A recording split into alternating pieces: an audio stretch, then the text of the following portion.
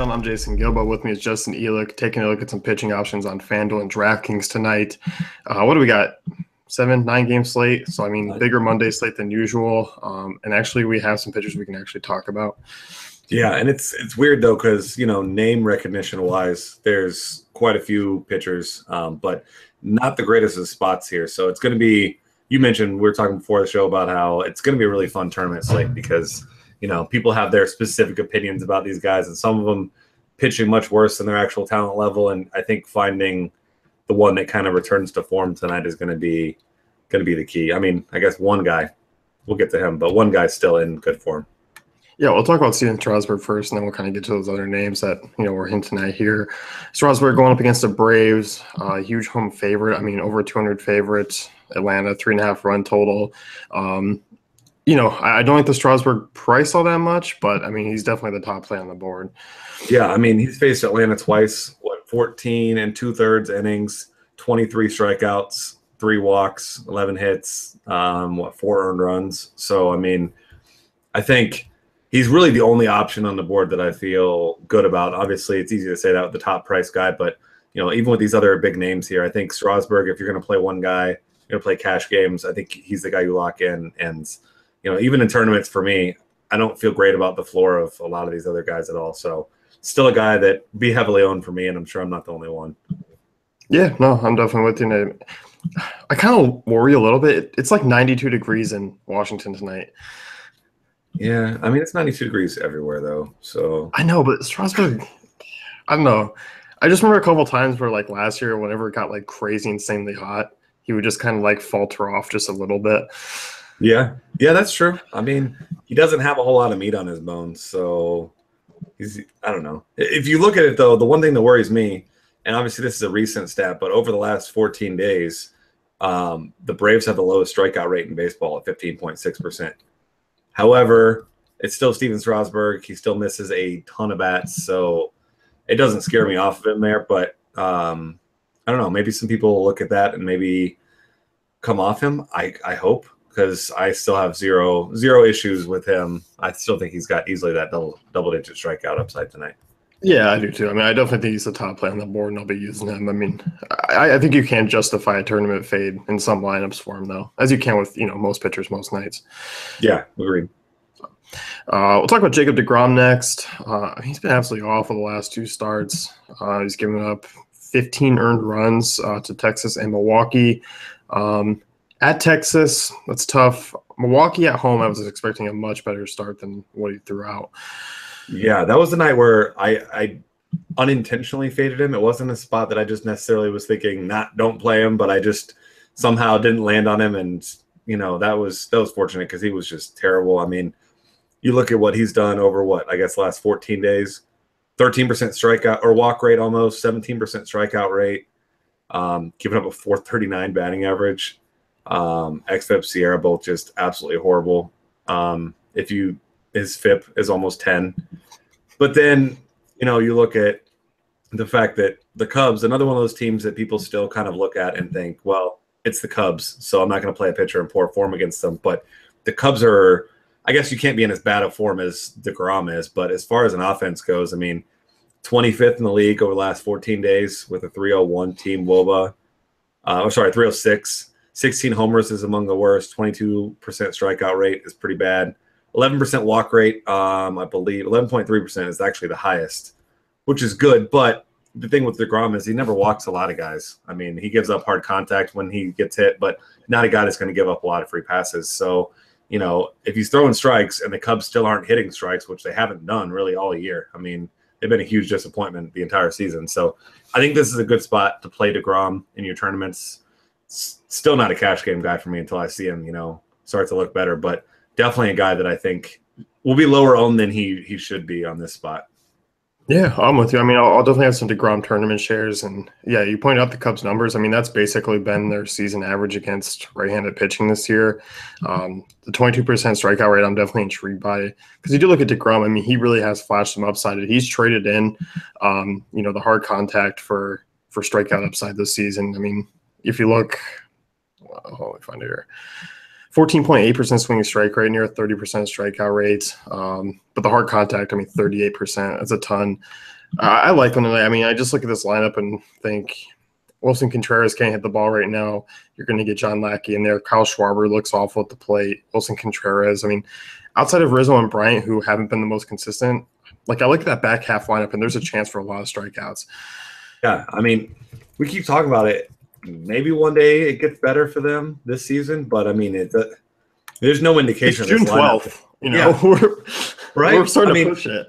Like you said, it's 92 degrees outside, like pretty much everywhere, and this offense still sucks. So obviously, they're not going to come anywhere near what they did last year. I mean, I'm not saying they're not going to be in the playoffs or anything like that crazy quite yet, but I mean, they're not that good right now. I mean, maybe they get better, but marginally better, I'd say at this point.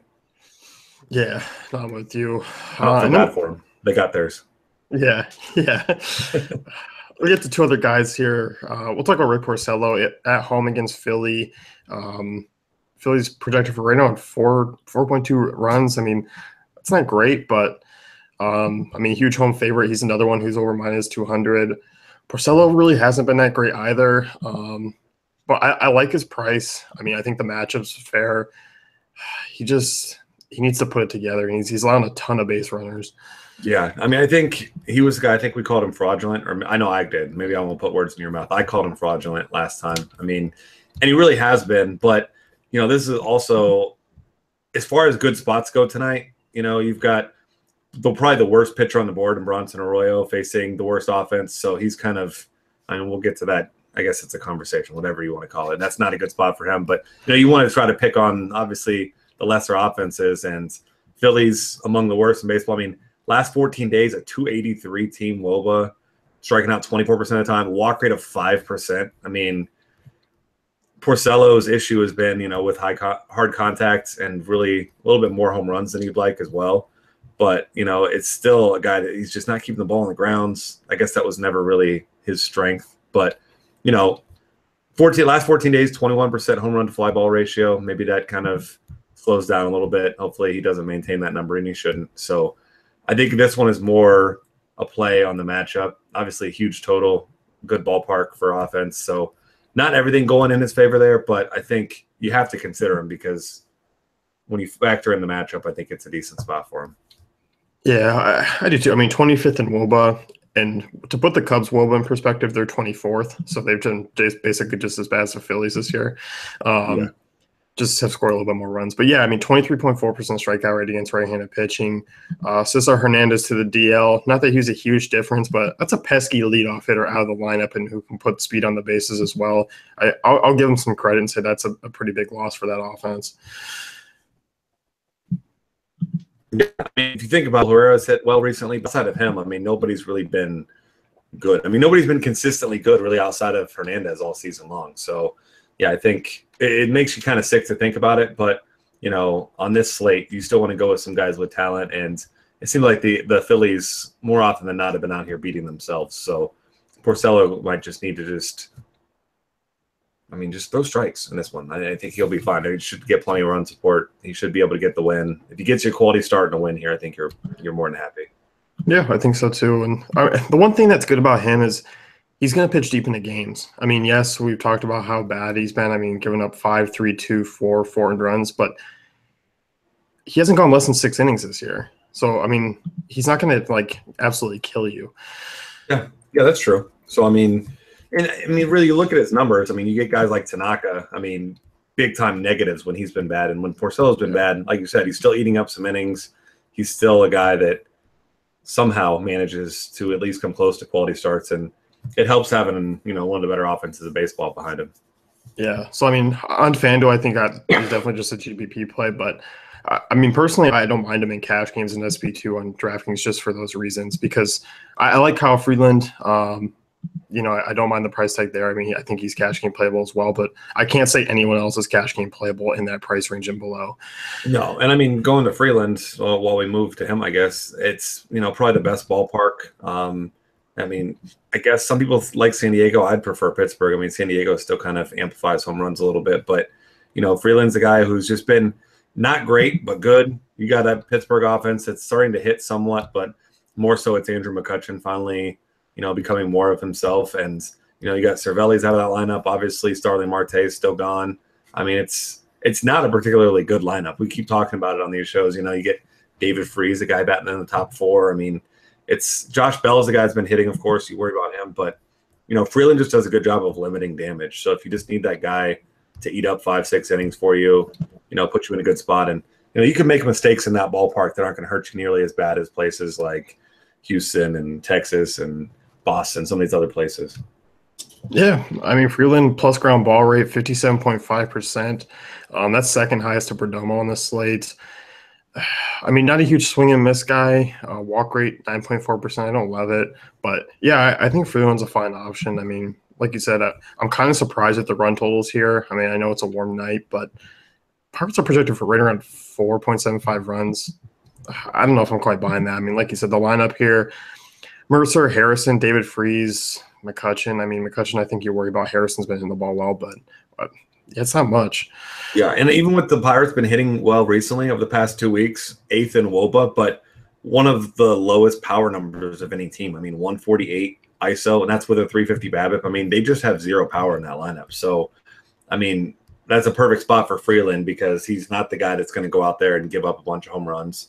If he can just limit those big innings, then he's going to be fine because there's really outside of McCutchen. I mean, who's maybe Bell? Those are the only guys you're worried about taking you deep. Yeah. I mean, that's pretty much it. And as far as other pitchers go, I mean, Yu Darvish on DK, talked about his price before the show, 8,800. I don't hate it, but this is just such a bad matchup for me. Houston's just been really good. Last year we were talking, I mean, the strikeout rate was like you could take some chances. You knew what you're getting with a boomer bust offense, but this is a team that's now just going to wear you down. Yeah, I mean, just the last 14 days as a team, 384 WOBA, 231 ISO, 15% strikeout rate, 27 homers. They scored 98 runs over the past 14 days. So, I mean, it's terrifying. Like, I mean, you got them at 98, Yankees at 99. Nobody else even has 80. I mean, you got the Mariners have 77. Most teams 60s, 50s. I mean, the Phillies have 42 over that span. Just putting that in perspective. I mean, I don't know that I can target really anybody against that offense right now. They're just so good. Yeah, I think I'd rather take my shots with Porcello. Yeah, I agree. I mean, honestly, on this, I think it's a full fade on Darvish for me. As much as it scares you because he does have that big strikeout upside. I just don't know that he has that in this spot. It's really tough for him.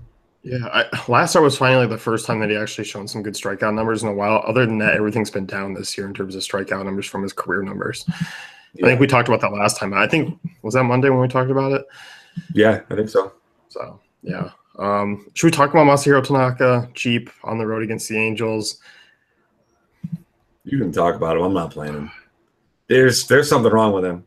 I mean, he's not right, man. What is it? Of his last 5 starts, 3 of them he's given up at least 3 home runs. Like, yeah.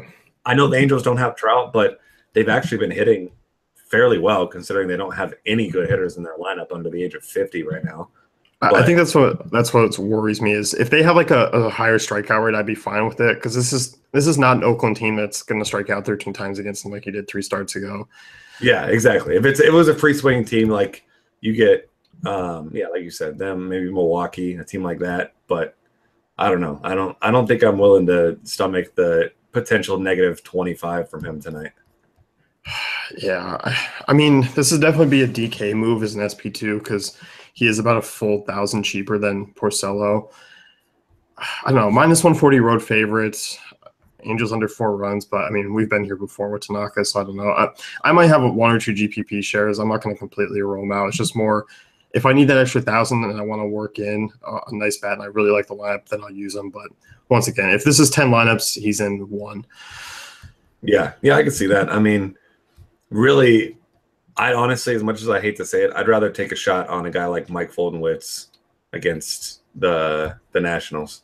I mean, I don't think either guy has huge strikeout upside in this one. Obviously, that 10 strikeouts that Folty had against the Reds, super fluky. He's not a big strikeout guy. Still struggles against lefties, which concerns you because the best 2 hitters on this team are lefties. But, Washington, after that hot start to the season, they haven't been great recently. Zimmerman listed as day-to-day right now. Maybe he doesn't play, but, I mean, they've been a below-average team over the last couple weeks. Really, the only thing they're doing well right now is stealing bases. And, Fultzy's not a guy that gets blown up often. He's usually a guy that's got a decent floor. So I take him over Tanaka, as crazy as it sounds. I like Fulte. I mean, I'm kind of a believer that he can figure things out. I mean, he's flashed the upside this year. Yeah, in this Washington line, this feels a lot like last year's Red Sox, where they were really good at times, and then they went through like those week and a half, 7 to 10 day stretches where they were just really bad. Yeah, like Baltimore from a couple of years ago. They're either striking out 14 times against Michael Pineda, or they're hitting 7 homers. I guess they kind of are still like that at times, but yeah. Because we'll see that tonight. Either Pelfrey's going to throw 6 innings and 3 earned, or Baltimore scoring 10. I know. I didn't want to actually mention him because I don't want to, but against some tough lineups, he's actually been really good over his last 4 starts. Yeah, if I've stacked against him, and I've been definitely losing money stacking against Pelfrey this year. Yeah, I'm not saying I'm not going to stack against. Actually, I don't think I am going to stack against him. I don't know that. I don't think I could play him. He is crazy cheap if you need an SP2 and like a big stack. You're making the bunch of lineups, because Baltimore, like we mentioned, does still strike out a ton, but you don't feel good about it. I mean, he's a guy you just pray for him to get a quality start. But I mean, Orioles last 2 weeks, 25% strikeout rate, 5% walk rate. They've been terrible. So deep SP2. I mean, just ignore his name. Pretend like it's not Mike Pelfrey. Pretend like he's just the guy who's been pretty good over the past couple weeks. Because I'm obviously not a believer, but he's never been a guy that's given up a ton of home runs, which plays in his favor here. Yeah, it does. It does. This is probably just more me not playing, but also me not just loading up on Baltimore. I think that's where I registered this at. Yeah, I'm leaning more that way too. But I mean, you got to have him or Bronson Arroyo. Oh God. Yeah, it's Pelfrey. It's not even close, right? Give me the gun. I'm gonna go in my closet. I'll take that. I mean, listen, I'm not even the delusional Reds fan that thinks that Arroyo is good. I mean, he's the worst pitcher in baseball, and except for when Kyle Kendrick gets called back up for your beloved Red Sox. He's not. We got Brad Johnson, our Lord and Savior. I'll trade you Arroyo for him right now. Yeah, I would. I would definitely be like, done. Hey, let's get the band back together. Get Kevin Millar, Mark Bellhorn. Let's do this. Let's throw Homer Bailey in there too. You can eat that salary. Boston's got plenty of money. Jesus, yeah. Hey, we get to pick on him soon, so get ready until he gets hurt in the second inning. Yeah, that's true. And then we get who else? Who's their long reliever? Lorenzen. Like, Lorenzen's not that bad. He hit a homer after his dad died. Cut the guy some slack. That was cool. So, anyone else you want to talk about? I mean, no, yeah. I mean, the deepest guy that's going to be crazy low owned, because obviously the Yankees are crazy on fire right now. I don't recommend playing anybody against anybody, but if you want like a guy that actually has some upside, it's going to be less than probably 1% owned. Alex Meyer. I mean, he's given up too much hard contact right now, but he's striking out a decent number of guys. I mean, his 2 best starts look like they're both against Detroit, but I mean, 7 strikeouts against Oakland, not really that impressive, but 7 against Detroit, 7 against the Mets in 4 innings, 9 against Detroit over 6 innings. I mean, the Yankees, obviously top offensive baseball right now, them and the Astros, but they're going to be crazy high owned tonight. So if you want to do the ultimate contrarian move, play the opposite side of that one. And I mean, we're talking deep. Don't do that in 10 plus lineups. Do that in 1, maybe not even 10. But just saying, if you want a low owned guy that actually has some upside, that's the guy. Yeah, I mean, I'm always kind of about going that against the grain mode, and yeah, I don't hate him just because Meyer has shown off that strikeout upside. It's not like the Yankees don't strike out either. I mean, not as much as some other teams, but they're still 15th in strikeout rate against righties. Yeah, exactly. So, I mean, honestly, if I'm an opposing pitcher, I'm not letting Aaron Judge hit the ball. I'm sure it's hell not throwing anywhere near him. I'm just going to do give him the signal, throw the ball 20 feet to the left of the plate, and let him walk to first every time. Like, there's no way. I don't care what the situation is in the game. You got to give him the Barry Bonds treatment right now. I know. And then you just face Matt Holliday, Starlin Castro, Gary Sanchez, and then all of a sudden Didi Gregorius, who's like, 1998 Alex Rodriguez out there. But here's the thing is Aaron Judge is actually really good. Those guys are frauds. Oh, all right. We're cutting this show. No way. That's Aaron Judge and everybody else. Dude. It's like if they were all in a band, it'd be called Aaron Judge and the insert stupid name here. And the nobody else pinstripes. matters. Bam. There you go. Aaron Judge and the pinstripes. Yeah, Aaron Judge and the pinstripes. Aaron Judge and the other guy standing up here while I hit home runs. Oh, God. Yeah. Is he better than Mike Trout? Well, dude, this year he's been phenomenal. Yeah, I'm not ready to give it to him as all around. No. But I mean, as far as he's the best hitter in baseball right now. I mean, he's Triple Crown leader right now. He's probably going to win it. I mean, he's insane. I hate that he plays for the Yankees. You probably hate it even more, but I do. But I'm not an idiot. We're not idiots. And he's not being Bryce Harper about it. He's not over here tooting his own horn. He's hitting his home run, then he goes and walks. Wearing badass Sandlot like button-up shirts. Yeah. I hate just it. Shuts his mouth. Yeah, I can't. I like watching the guy. So yeah, it's insane. All right. Well, that'll wrap things up here. You can play fraudulent Yankees tonight with Justin or not, but for the most part, I mean, kind of recap here. Strasburg definitely checks in as the number one. DeGrom tournament option, and then really, I mean, Freeland, Porcello are the guys you can kind of target as twos there. Yep. So let's wrap things up with us. You can head over to DaveFantasyCafe.com, check out the great tools and content.